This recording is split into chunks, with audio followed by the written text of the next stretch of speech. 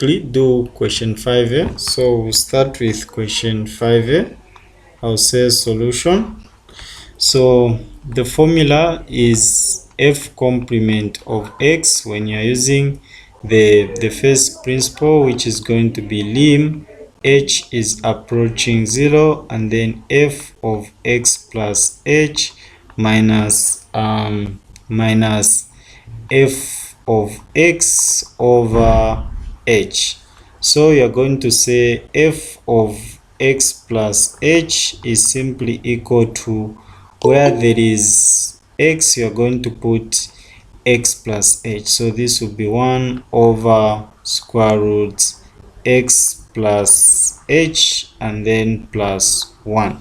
So that's your f of x plus h.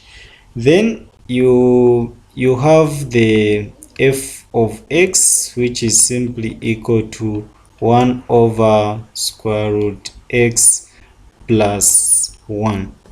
So when you have those two, you'll be able to work out the next part, which is you can say dy dx is simply equal to lim h is approaching 0.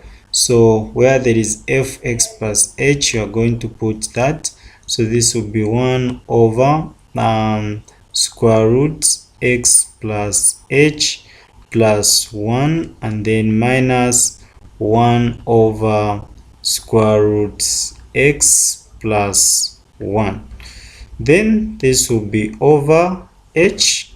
So from that you can say lim h is approaching 0. You can find the common denominator there. So the common denominator there, it is simply square root x plus h and then plus 1, and also the square root x plus 1. Okay, those are the two guys. Then you can say this division can be changed to multiplication, so that will be times 1 over h. Once you're done with that, you can say lim h approaches 0. What you're going to do now, you're going to find this one into that one. It's that one times that one. It will give you square root x plus 1. And then you have minus this into that, it is that. So you're going to have square root x plus h and then plus 1, like that. So once that is worked on top, it will be something like square root x plus 1 and then minus square root x plus h, and then you're going to have minus 1. Then over, you're going to have your denominator the way it is, which is square root x plus h and also plus 1, and then the other one is going to be square root x plus 1. Then you're going to have times 1 over h. So from the information above, you can easily know that this 1 and that 1, they will go. So when those are gone, you're going to have f complement of x, which is the same as dy dx, is equal to lim h approaches 0. And then on top, it will be something like square root x minus square root x minus c square root x plus c h. Then you're going to have over down there, it will still remain the way it is, which is open bracket square root x plus h plus 1 close bracket, then square root x plus 1, like that, and then multiplied by the 1 over h. So we cannot put a 0 on 1 over h, or where h is, because of the fact that that function will become undefined. So we can't go direct there. So in such a case, you have the alternative, and this alternative is to rationalize the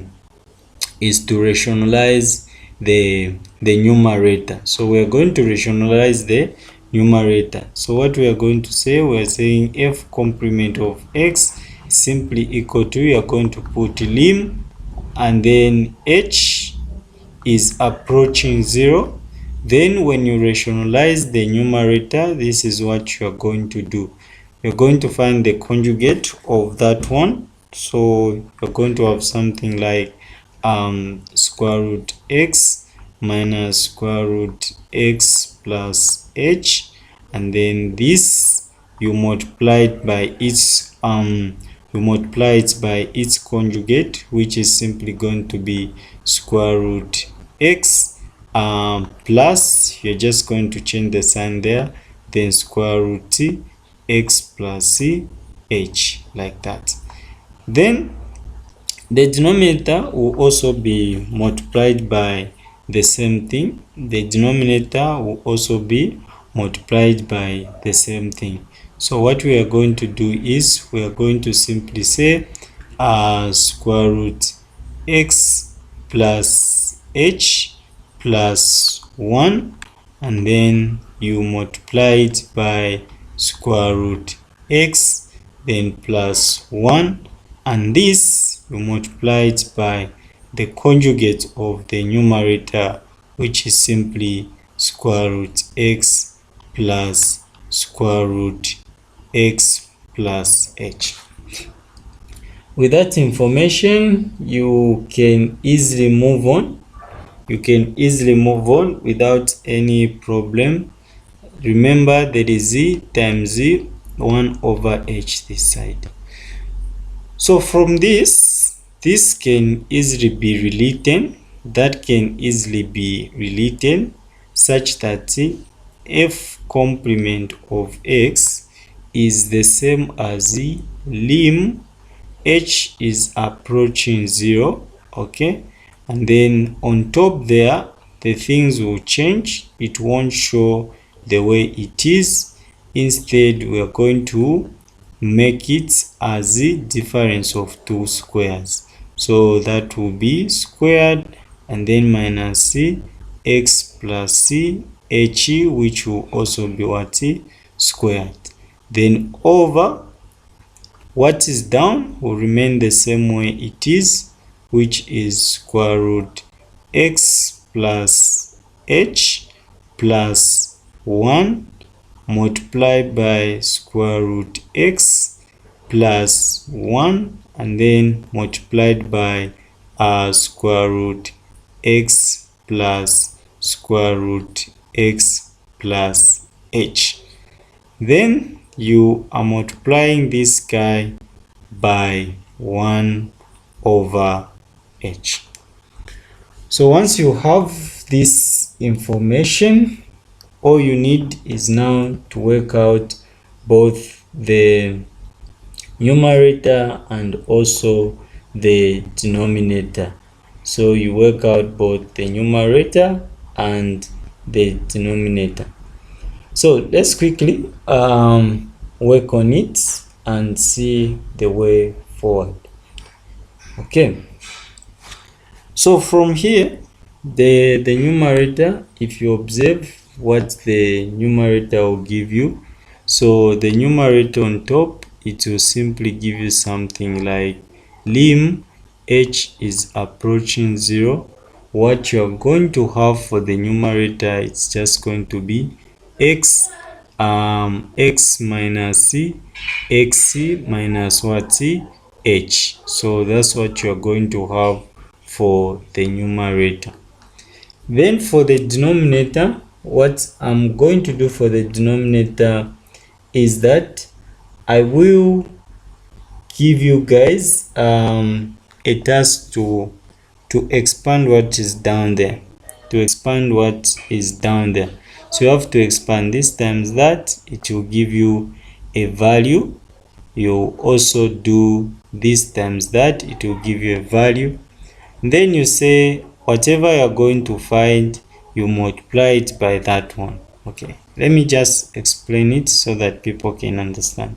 So this one times that one, it's going to give you a set which is square root x dot t square root x dot t square root x plus h, and then this times that one, it will surely give you plus c square root t x plus h.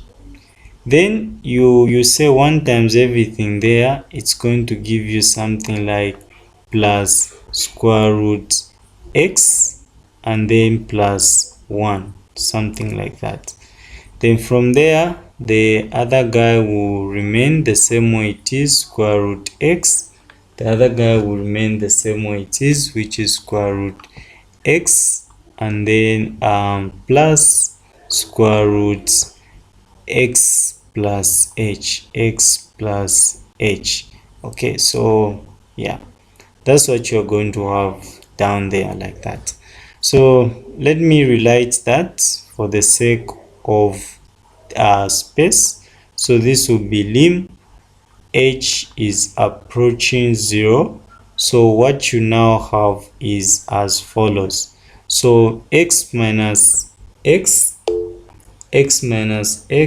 is simply 0. So you have negative h on top. So you have negative h on top. Then your denominator will simply be square root x dot square root x plus h. Okay, and then this you're going to say plus square root x plus h, and then you're going to say plus square root x, then plus 1, and then from there, this you are also multiplying it by square root x plus square root x plus h. Then over that side there is a 1 over h.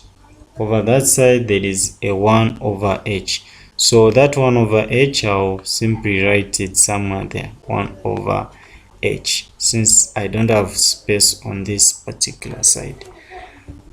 So with this information which we have now, you can multiply everything in this particular guy. You multiply it by that which we have there. Okay, so I'll continue from here. What I'll do is I'll write f complement of x is equal to lim h is approaching 0. So on top I have negative h, then brackets. I'm going to now multiply everything down by that. So I'll say square root x times square root x dot square root x plus that. It's going to give me something like x square root t x plus c h. I hope you guys can pick up what we learned from there. Then from there you can also multiply square root x by that. This will give us plus square root x and then dot square root x plus h, like that. Then we will move on. We are going to multiply square root x by square root x. Square root x by square root x is going to give us something like x. So we are just simply going to have x. You cannot understand this part if you haven't learned SADs. So go back and know the SADs, then you'll be able to follow up. Then from there, you can say this times 1 there, it will simply be square root x. It will simply be square root x. From that information, we can multiply our friend, which is square root x plus h. We also multiply it by everything. So square root x plus h times everything there is going to give us something like plus x plus h and then square root x, like that. We'll move and multiply the same guy with this other one. So square root x plus h times square root x plus h, it is simply square root x plus h times square root x plus h is simply x plus h. It's just simply x plus h. So we're going to put plus x plus h.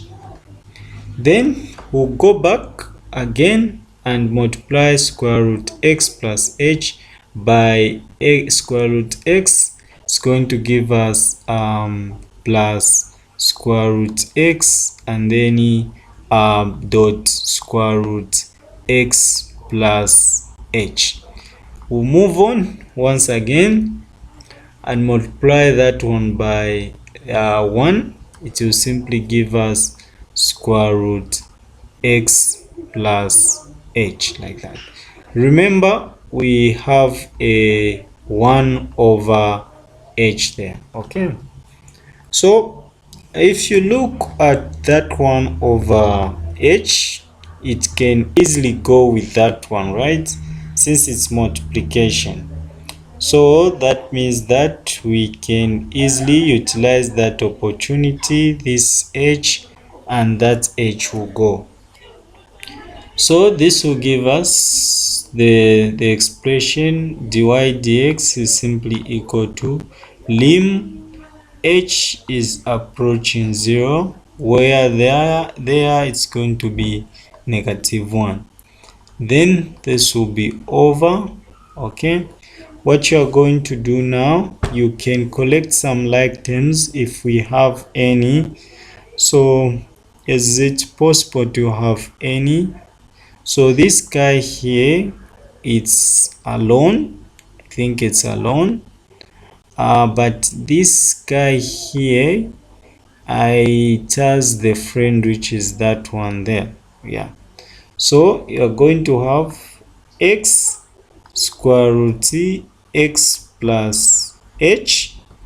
Then this other guy, it will be plus 2 because it has a colleague who is this one here.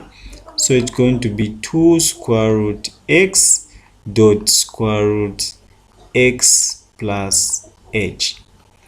Then we'll go to this other x. I think x is alone, so it will simply be x, like that. Then we have square root x. I'm sure it's also alone, so we are going to say plus square root x. Then you're going to get this guy, who does he have a friend? Of course it doesn't have, so that one will go along the way it is without any problem. X plus h and square root x. Then this x, I think this x here had a friend. If you look at that x there and that x here, they are one and the same. So this will simply need a 2 in front. Then an h is alone, so an h will go alone the way it is. Then this one has already been added to that one, and then this one is alone, so you're going to put plus square root x plus h.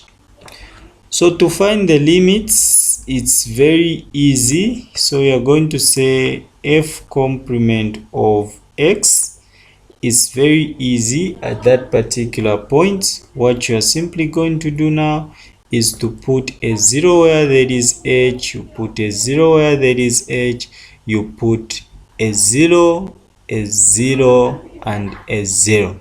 You put zeros where there is h.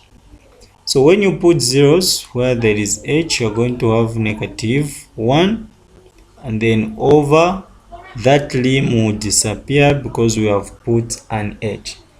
So that means that this will now be x square root x, okay, then plus 2 square root x dot square root x, then plus 2x, then plus square root x, then plus that one is a 0, that guy there is a 0. Where did even this guy come from? So this guy came from that one. All right, fine. So that one will be a 0 like it is. So what you're going to have is x will be alone, and this x will be multiplied by square root x, and then you have plus, there h will go, then you are going to have square root x, like that.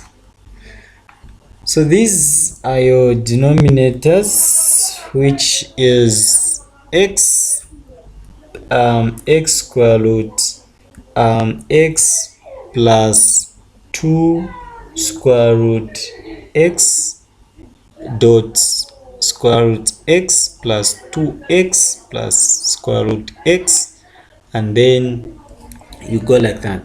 So from this part you can easily move, this will be -1 the way it is, over what you are going to do now is this one is having a like term, you check up if it is having a like terms. So this guy and that guy, they are like terms, so you're going to have 2x, you're going to have 2x square root x, and then this guy here is going to give you 2x, so plus 2x, and then this guy here will remain the way it is as plus 2x. Then you have this guy here will remain as square root x, will remain as square root x. Then this guy has already been resolved, which is x square root x, like that. Then there is this guy also, which will be which will remain the way it is, which is plus square root x.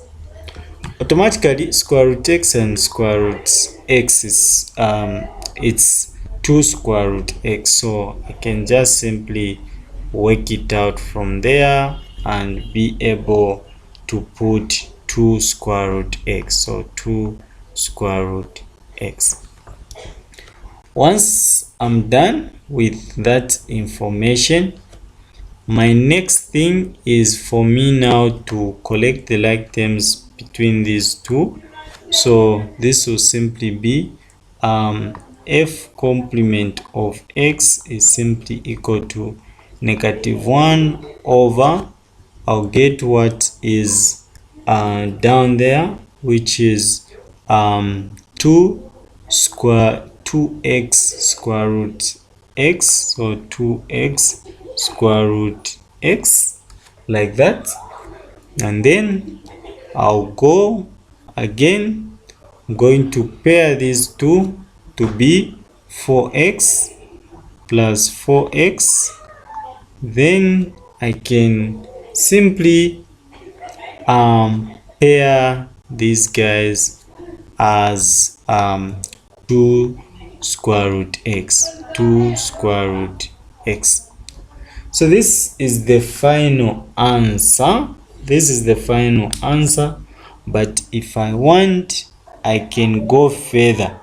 if I want, I can simply go further by either saying f complement of x is equal to, I can say -1 over, I can put 2 outside, then I'm going to have x square root x and then plus 2x plus square root x. So I can put it that this is correct, I can put it that way, this is correct, or I can also put it in a form whereby I say -1 over, I can pair those two to be 2x square root x plus 2 square root x plus 4x. Then I can go further and say -1 over, I can remove those two, I say 2 square root x, and this can give me x plus 1 and x plus 1 and plus 4x. So either ways, whether this one, that one, even another one can come out, but that's just wastage of time. So your answer, you can leave it somewhere here. This is the best point you can leave your answer. So guys, do you have any questions for the first one?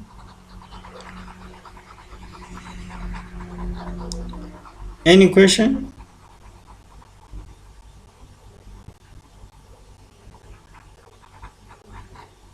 Okay, since there are no questions, I can move on. So here's my advice. So let's look at 5b2, which is also an interesting question. So what we'll do, you're going to say solution. You're going to say y is equal to x plus 2 over x minus 3 cubed, and you know that there's nothing you can do there apart from using the what? Using the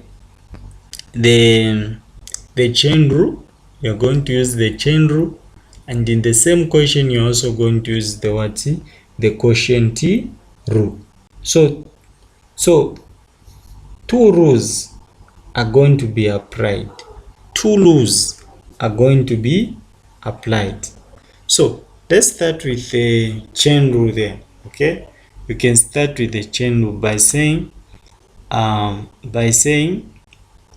what we can say, let's u be equal to x plus 2 over x minus 3, then y will simply be equal to u cubed. Okay, then from there you can find dy du, which is simply going to be what? 3u squared, and this you are going to make it as your first equation. That's, make sure that you don't forget it. Then you are going to get the guy for u. Okay, you're going to say, since u is equal to x plus 2 over x minus 3, you can say let's p or q, p be equal to x plus 2 and v can use another guy, v, and v be equal to x minus 3. Then dp dx is simply equal to 1, and dv dx is equal to what? 1. So to find du dx, you are going to say du dx is whereby you have differentiated this one, isn't it? So you are going to say v multiplied by p complement of x, and then you say minus p multiplied by v complement of x, so v complement of x, then you're going to have v squared down there. So with this information, you can say du dx, this here, this one, you have used the chain rule. Here we have used the quotient rule. So from here, du dx, v is simply x minus 3, and then p complement, it's a 1, then minus, you're going to say p, which is x plus 2, and then you're going to say times 1 over v squared, which is simply x minus 3 squared. Once you have that information in mind, you can easily work out the following. So I'll say solution once again. So I've ended on du dx, so I'll say du dx is simply equal to this will be maintained as x minus 3, then minus the other guy will be maintained x plus 2, then over x minus 3 squared. So du dx is simply equal to x minus 3 minus x minus 2 over x minus 3 squared. So du dx will simply be equal to this, and that will go, isn't it? So you're going to have negative 5 over x minus 3 squared. So this is your what? Equation 2. So once you have those two guys, you can now easily look for du dx. Okay, you can now easily look for dy dx. So this is what you're going to say. You're going to say dy dx is simply equal to du dx multiplied by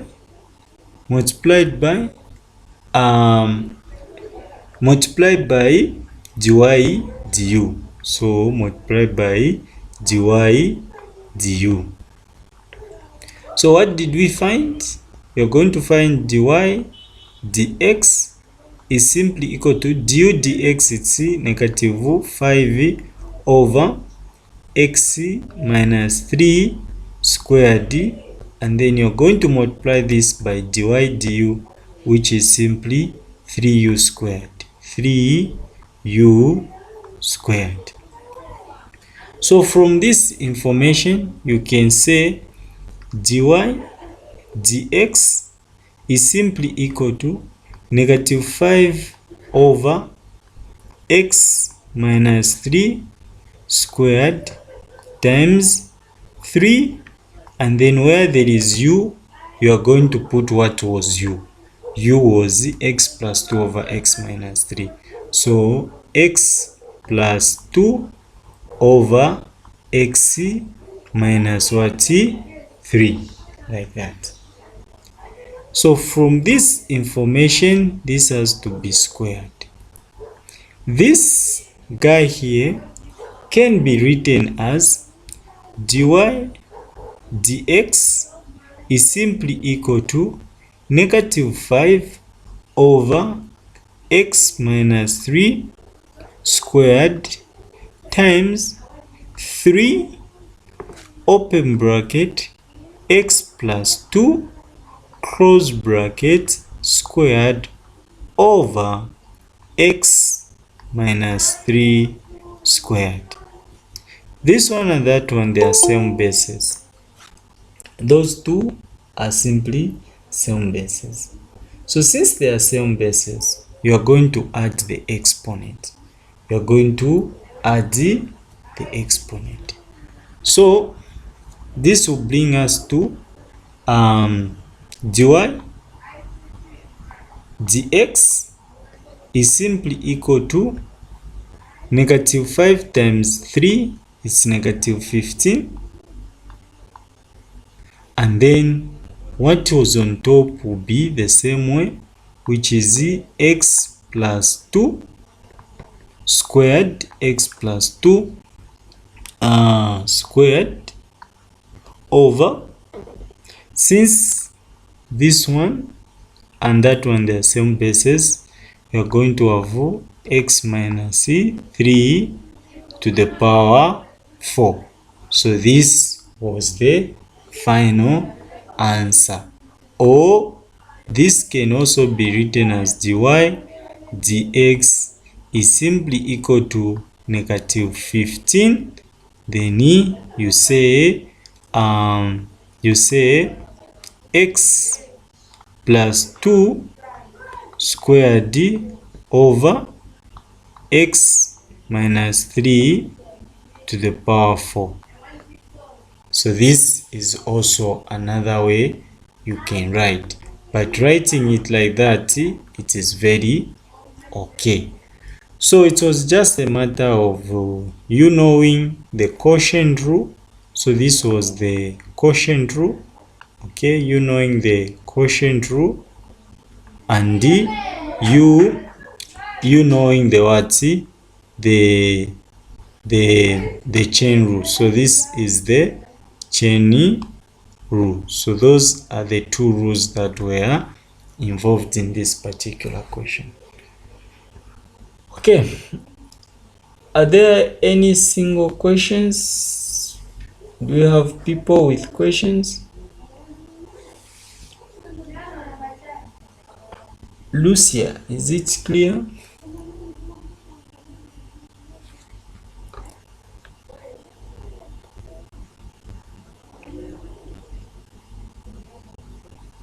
Okay, all right, we'll move on and look at another part.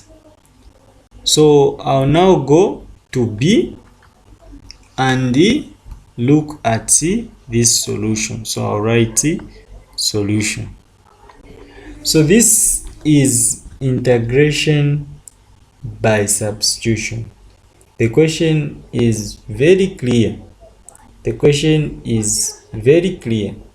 You have to use the substitution. So according to what we have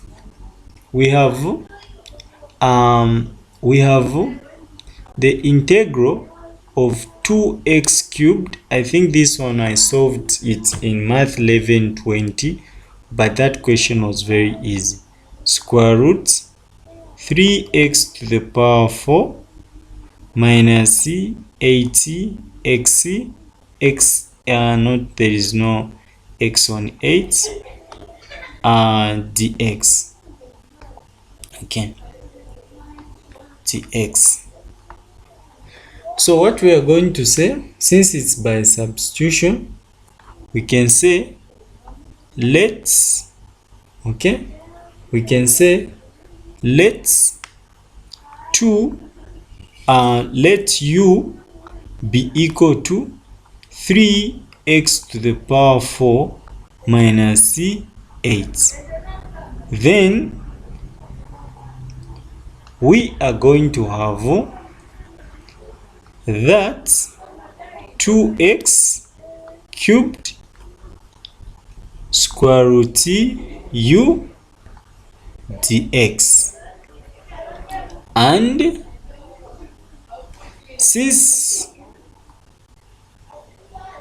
u is equal to 3x to the power 4 minus 8, you can say du dx is simply equal to 12u cubed, 12x cubed, not 12u cubed, 12x cubed. So there I'll simply put an x there, 12x cubed. Once we have that as our expression there, our next job is for us to make dx the subject of the formula. So we have du is equal to 12x cubed over dx. You cross multiply, du will be equal to 12x cubed dx. You divide throughout by 12x cubed over 12x cubed. That and that will go.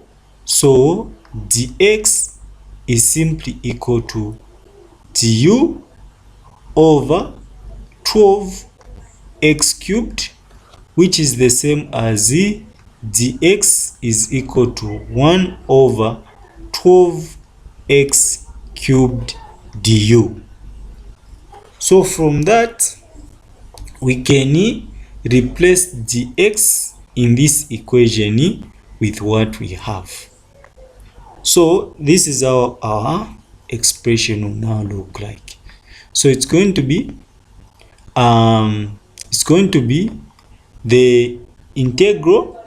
Remember, it's going to be the integral. By the way, this is not a definite integral. So for this one, it's just like that. So we're going to replace where there is dx, we're going to replace with that. So we now have that, and then 2x cubed, okay, 2x cubed, and then square root u, and then where there is dux, we are going to put that, which is 1 over 12x cubed du. So with that information that we have, it's very easy to get rid of x cubed. It's very easy to get rid of x cubed. So we can easily cancel out the x cubed. So let's quickly do that. So this one and that one will go. So what we now have is 2 square root x times square root u. Remember that u has the one which has replaced that guy. So we have square root u times 1 over 12 du. So this and that, there it is 1, there it is 6. So this will now give you 1 over 6 square root u du. So from that information, this guy can be factorized. So you're going to have 1 over 6, then you find the integral of square root u du. So if we have this information, we can easily now we can easily now find the integral. So I'm going to erase, I think this part is not that much important. Okay, so I'm going to erase the first part. We can continue from where we have ended. So we have that expression, so I'll rewrite it to be 1 over 6 square root u du. So from that information, this is what I can rewrite that expression. This can be 1 over 6 integral of u to the power 1 over 2 du. So from that, I can easily differentiate that. I can easily integrate that one. I'm sure this is the most basic thing that everyone knows. So from here, you're going to say 1 over 6, and then you're going to say u over 1 plus 1 over 2, and then there you are simply also doing 1 over 2 plus 1, and then you're going to have plus c, since it's not a definite integral.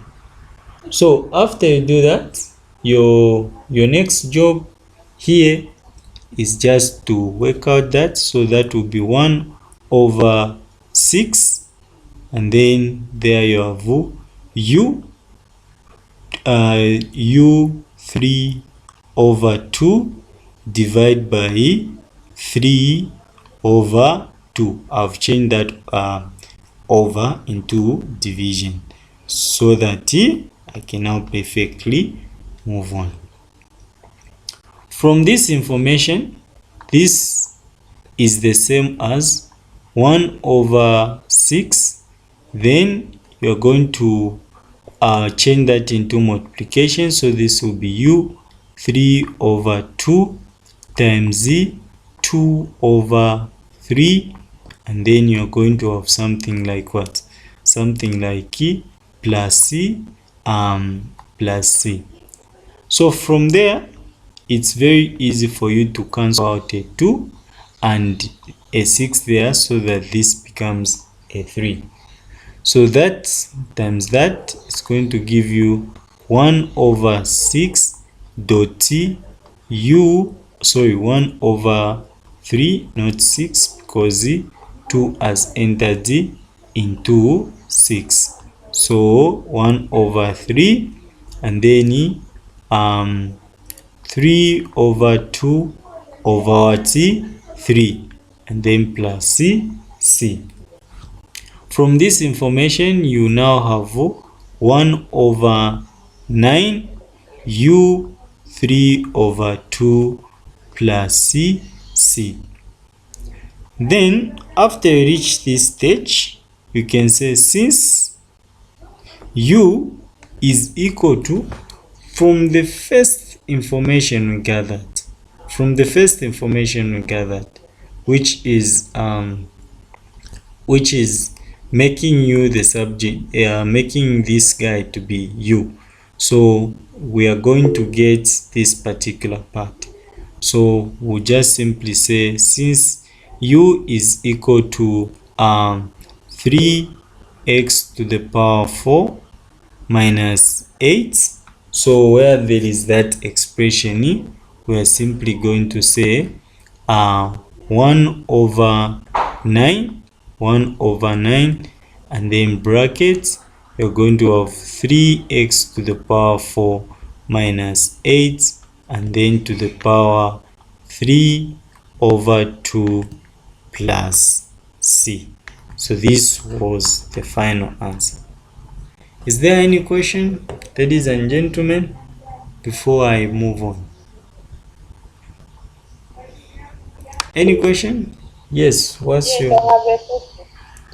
question? Yeah, where you've written 3 over 2, then you had to multiply it with a reciprocal 2 over 3. It's the same as the cancelling out. It's the same one. They are cancelling out. Who is cancelling who? The 3 over 2 and the 2 over 3 there. On the black brackets there, the last black bracket that you had to write. Yes. You mean this one and that one cancelling out? No, this is a power. This is a fraction. This is a power. This is a fraction. Yeah. Okay. Okay. So we have the last part. This part, I won't do it. I did it in math 1120. If you remember very well, there is a class I had in math 1120 where I taught this. Though for math 1120 it was something like whatever it was, then down it was something like x plus 1 squared, then there was something like that. I've forgotten the exact question, but I solved this. So just resolve into partial fractions and then you work it out. Okay, so from that, since I solved that one, you can easily review math 1120. Let me quickly look at the last question. Please, math 1120, the video is there. Go and check it out. I solved this the same way it is, just that it's a bit different law of partial fraction. So just use the law of partial fraction. So you have f of theta. This is my c. Okay, f of theta is equal to modulus of cos theta. This was the easiest question I've ever seen. So in this question, what they wanted was you to see if you know the graph of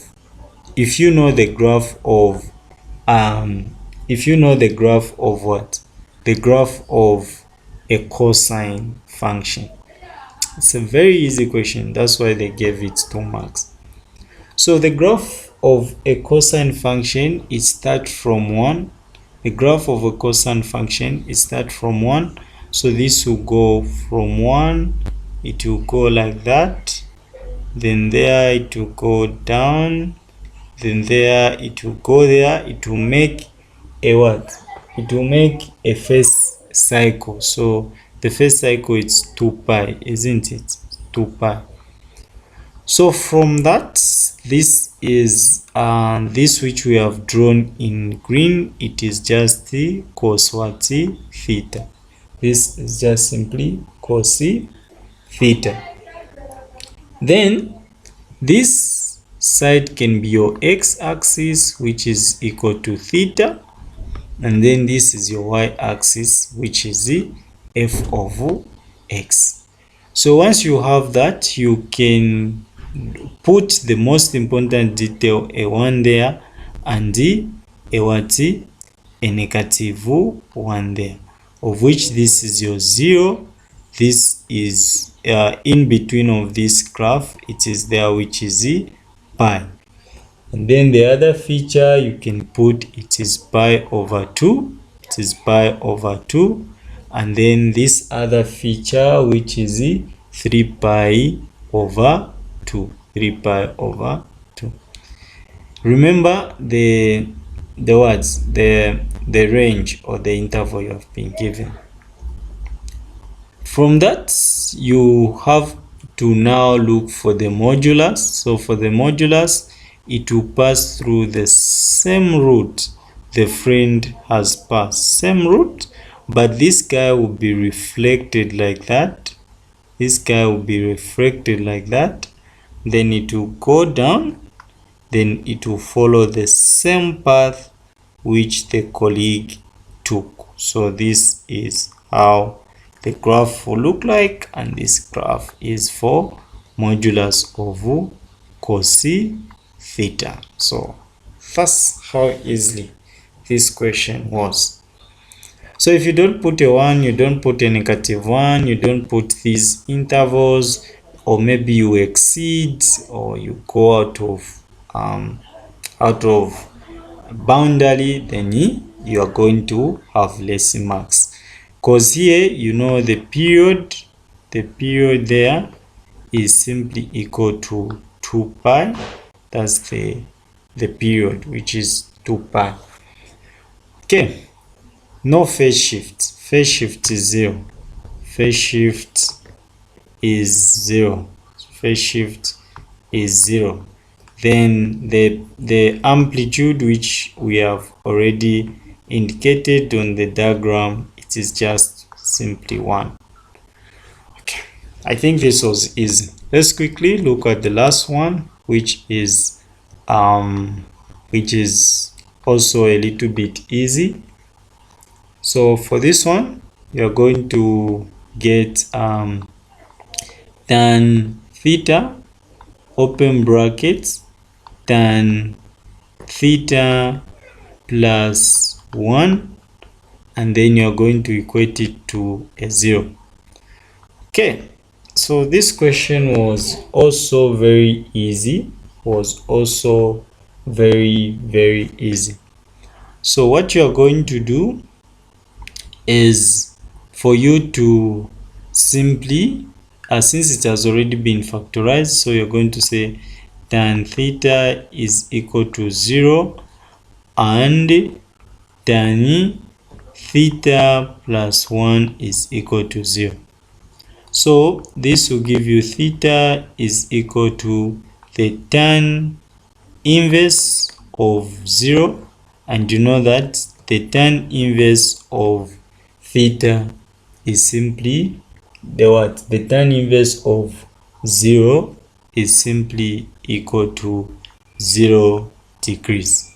Okay, so that's the first guy you have found. Then the other guy you are going to simply find is the other guy you're going to find is simply this side, so which will be tan theta should be equal to -1. Tan theta is simply equal to -1. So the inverse of tan theta, the inverse of tan theta, tan 0, not tan theta, tan -1, sorry, tan -1 is simply going to give you something like theta is equal to pi over 4. Theta is equal to pi over 4. So this is theta is equal to pi over 4. So these two angles we have found are for the first quadrant. All these are for the first quadrant. So what we are now going to do, we are going to take the quadrants. So you have the first quadrant, okay, the first quadrant, this is the first, then this is your second, this is your third, and this is your fourth, since the range is from 0 to 2 pi. So all the guys here are positive, okay, and then all students, which is sine, is the only one which is positive. Sine is the only one which is positive. Tan is the only one which is positive here, and then cos, which is the only one which is positive. So normally I normally use all students take cock, all students take cock, just for me to remember that part. So I'll start with the 0 there. I'll start with a 0 there. So one thing you need to understand is also the interval of this guy. So you have there it is 0 degrees, there it is 180 degrees. So 180 degrees, it is simply pi, isn't it? Simply pi. Then you have 3 pi over 2, and then when it reaches there, it will have 360 degrees, which is 2 pi. And then at that particular point is pi over 2. Yeah, this is 90 degrees. For those who don't know, this is 180 degrees, and then this one is 270 degrees, and the last one, which is 360 degrees. So I'm going to pick up the 0. Since the 0, you treat it as a positive, so for a 0, we are just going to say for the first quadrant, okay, since it's positive, the first quadrant, I hope that's the spelling. So the first quadrant, theta is equal to 0 degrees, and then the second quadrant, that's the third quadrant, that's where tan is positive. That's where tan is positive. The third quadrant, that's where tan is positive. So for the third quadrant, we are going to say third quadrant, what we are going to do, quadrant. Now I can remember the spelling. The third quadrant, it is something that is here. So we are going to add 180 degrees to 0, which is theta is equal to pi is simply equal to pi plus all student take pi plus 0 degrees. So theta is simply equal to pi. Okay, so in the third quadrant, the answer was just pi. In the fourth, in this guy, this guy here, for this guy, it will produce us where tan is negative. It will give us where tan is negative. So this will give us the second quadrant. Okay, this will give us the second quadrant. So for the second quadrant, which is here, theta is simply equal to pi minus pi over 2, pi minus pi over 4. Sorry, we found it's over 4. Yeah, over 4. So theta in this case will simply be equal to, when you do your subtraction there, this will give you 3 pi over 4. So this will give you 3 pi over 4. Yeah, 3 pi over 4. So this is for the second quadrant. Then the last quadrant where it is negative, so this will be the fourth quadrant. You look for the fourth quadrant. So for the fourth quadrant, you are just going to say 2 pi minus pi over 2, pi over 4. So theta is equal to 2 pi minus pi over 4. That's for the fourth quadrant. So when you work out that, this will give you 7 pi over 4. 7 pi over 4. So with all these guys we have found, okay, with all these guys we have found, you can write therefore,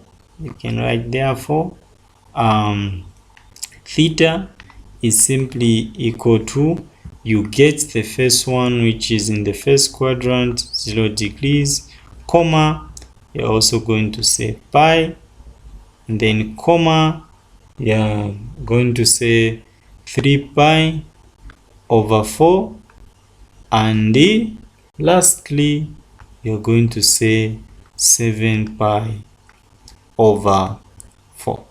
7 pi over 4. So ladies and gentlemen, this was the solution for the last guy. Like I've said, for B, please go and watch Math 1120 solution. I've explained the concept behind. There are also more videos on our YouTube channel which have this. So for those with questions, you are free to WhatsApp me on those lines and I'll be able to respond. But for those who are in class and you'd love to ask questions, you're free to ask now. Okay, so you're free to ask.